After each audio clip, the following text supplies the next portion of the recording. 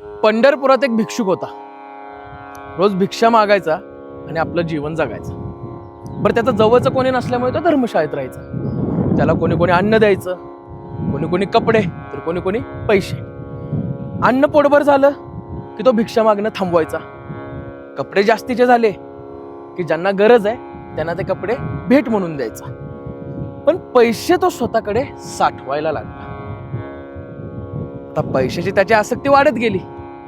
इतकी वाढली की भिक्षानंतरचा अर्धा दिवस आहे तो दिवस तो पैसे मोजण्यासाठी घालवायचा. एका दिवशी त्याच्याकडे खूप पैसे साठले. इतके पैसे साठल्यानंतर आता करायचं काय?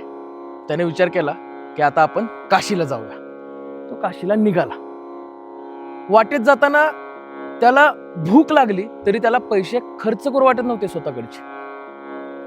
कसा बसा तो काशीला पोहोचला.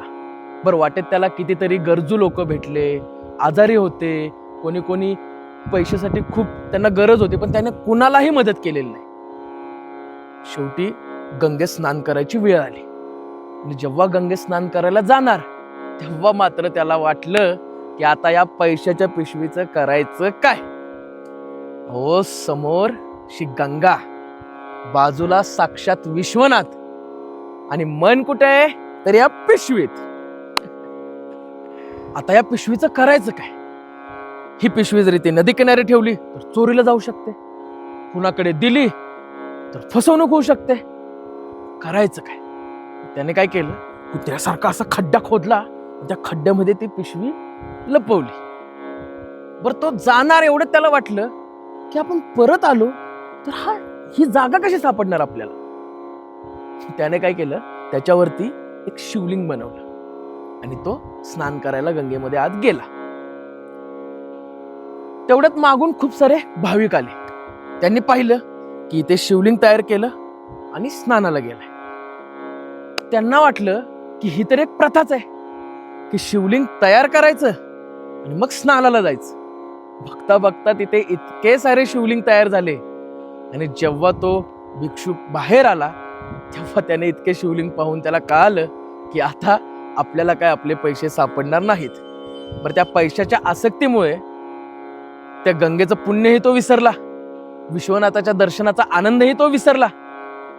काय करायचंय? तात्पर्य एवढंच की तुम्हाला नाही वाटत का की आपल्या पण लाईफमध्ये आपलं काही असंच चालू आहे? आपण आनंद, सुख याच्या मागे इतके पळतोय.